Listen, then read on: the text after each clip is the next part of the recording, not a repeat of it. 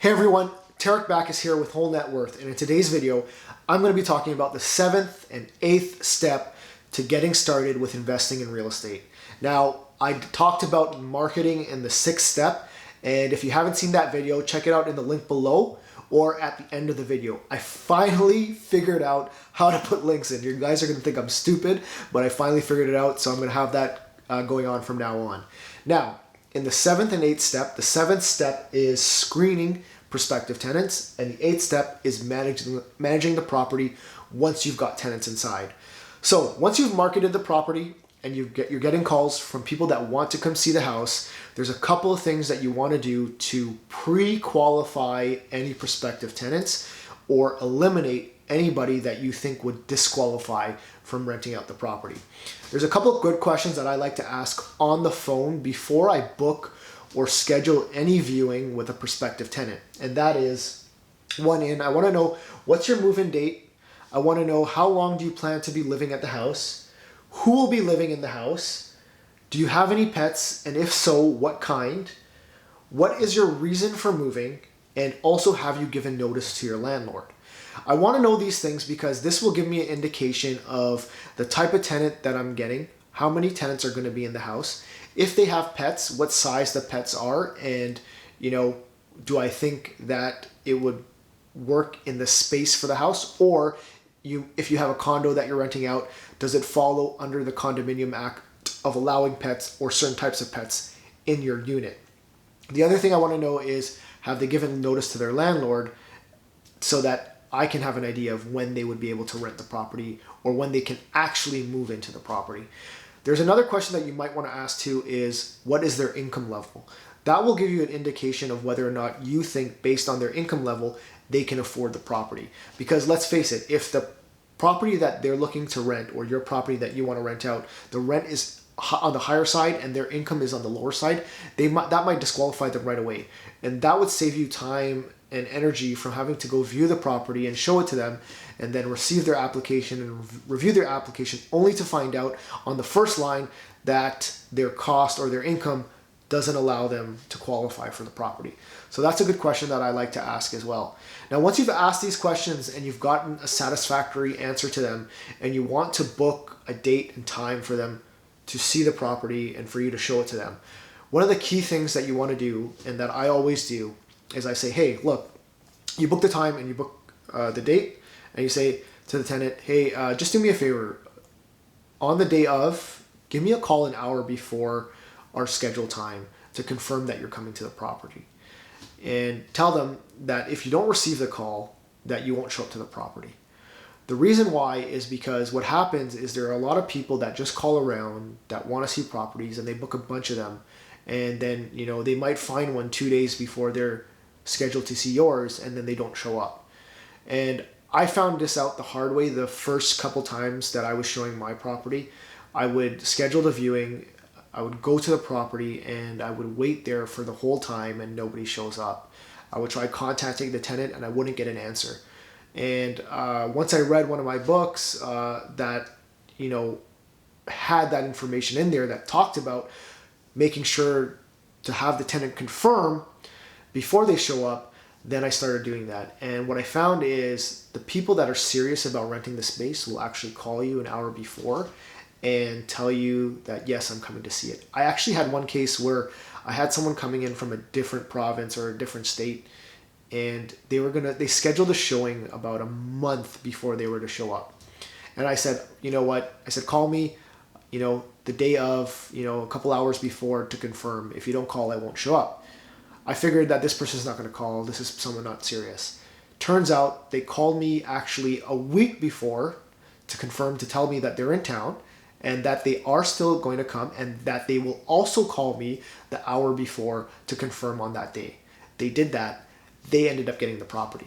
One of the reasons why is because this shows the commitment of the tenant. It also shows, their character, whether or not they keep their word or not.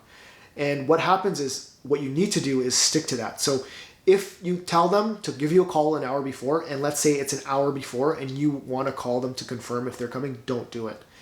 Let them do it, because sometimes you'll call them and they'll say, oh shoot, I forgot, I'm on my way. you want them to call. And I've had cases where they didn't call, I didn't show up. I get a call an hour later saying, hey, I'm at the property, where are you? I said, hey, I told you to call an hour before. If you don't call, I'm not going to show up. And I end up having to schedule it with them another date, or it just doesn't work out. And I find that usually this is the best way to save my time and energy. And remember, time is money. So this is a key. It's a little trick. I hope you use it. It's very helpful. Now, once you have that, you meet with them, everything looks good, they like the property, tell them that this is the way it works. It's a two-step process. One step is you're going to fill out a rental application, you're going to give me an employment letter, you're going to give me a credit report, and then and references. I'm going to go through that. I'm going to take a day or two to go through that. Once I go through that and I confirm that the references are great, your credit score is great, and I'm happy with it and I'm satisfied, then we can sit down to go through the lease agreement. And then once you go through the lease agreement, you'll collect, whether a deposit or first and last month's rent, depending on where you live, and settle on a date for them to move in. Some places have standard lease agreements now. Some you might have to, get a copy of a previous lease agreement and use that. So that's the key in terms of filling the property. Make sure that you go through that screening process. You want to look at their credit report in detail. You want to make sure their credit scores, a good score. You want to make sure that they're paying their things regularly on time. And you also want to make sure that the references are good. Once that is good, once you're okay with that, then you can move on to collecting the deposit and signing the lease agreement. If you don't follow that process, what you will have is you will have tenants that will come to you and say, oh, I thought I could just sign everything right now and I can give you the money.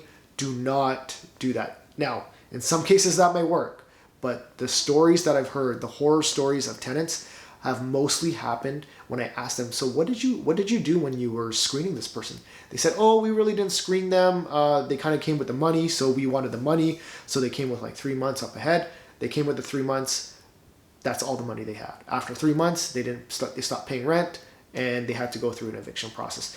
There are professional tenants out there that will live in places without paying rent. So you must be careful, and your screening is imperative. So please follow the screening steps. This is a high level step, but these are some of the things that have helped me the most by just following those things. Now, once you get a tenant that you're comfortable with and you settle on a date and you've got the deposit, the next thing naturally to do is to move into step 8, which is the ongoing property management. And that's mainly going to consist of maintaining the property, so doing the regular maintenance on things like the furnace, snow removal, lawn care. Now, you might be able to negotiate with the tenant in your lease agreement to have them cover the snow removal and the lawn care, but sometimes that might not be, allowable where you live. The other thing is they might not take care of it, and you might get a fine from the city because your grass is growing out of control, and I've had that happen to me. So you might want to put in place a maintenance strategy to have the lawn cut by a property maintenance, like a lawn care specialist, every 2 weeks or whatever frequency it is, and snow removal. Obviously snow removal too, the more units you have, if you have a bigger complex with multiple units, more than 6, 7, you're probably going to have to do that snow removal from a company that works on that, or a professional company. Next thing you want to look at is repairs. You're going to have to maintain the property, and you're also going to have to repair it when things come up. So plumbing leaks, whatever repairs, appliance breaks, things like that. I can't think of any repairs off the top of my head right now, but repairs always happen. Furnace breaks down, that's a repair. That's above maintenance, right? So things like that, plumbing leaks, those things are going to happen. Little things are going to break here and there. You're going to have them repaired. That's going to be something that you're going to have to do. Find someone to contract that out. You might be handy yourself. You might be able to do that. So those are the things that you're going to manage on an ongoing basis. That's not going to happen regularly. Maintenance is regular things that you have to do at certain intervals. Repairs are some things that happen. As soon as they come up, you have to take care of them. The next thing main thing you're going to have to deal with is taxes. Taxes on a yearly basis. You're going to keep your receipts. You're going to manage the property, you're going to do repairs, you're going to get invoices, you're going to have to file those taxes. You're going to file your income versus your expenses, and you might have to pay depending on how much you make. If you have more loss that year, you're probably going to get some income back or not have to pay. So these are the things that you're going to have to manage on an ongoing basis. Now, if you do not want to do this, you can hire a property manager to look after the property for you. However, they can typically cost you anywhere from 8 to 10% of the annual rent. And that is just for regular collecting rent. You're going to have to pay them on top of that for any time they have to go out to the property to do maintenance or to do repairs. They're going to charge you an additional fee for going there, an hourly rate. So keep that in mind. That will eat into your return on investment. However, it saves you time. So there's pros and cons to it. When I first started out, I was managing most of my properties. But as I got into real estate and became a realtor and started working, and my time started to become more valuable in that area, I started to realize that it doesn't make sense for me to spend time managing my property and maintaining my property for little things. You know, if something breaks, I have to call a contractor. I have to go be there. I have to spend, anywhere from an hour to 3 hours, depending on how long the job is or whatnot, and then close it up. That takes my time that I could be used to making money or making videos like this, doing promotions, advertising, marketing, anywhere else. So now that I have multiple properties, I find that I tend to pay a property manager to do it. It works better for me. I write off that expense. Yes, I have less cash flow because of it, but I still have cash flow, and I have more time for me to make money elsewhere. And the areas that I'm making money elsewhere now are actually making me more money than if I were to save it, spending an hour at the property, managing it myself. So keep that in mind. Those are some things you're going to want to balance out, figure out yourself. I say that if you have one property, if this is your first property, I would tend to go, and it's close by, I would tend to go on the area of managing it yourself.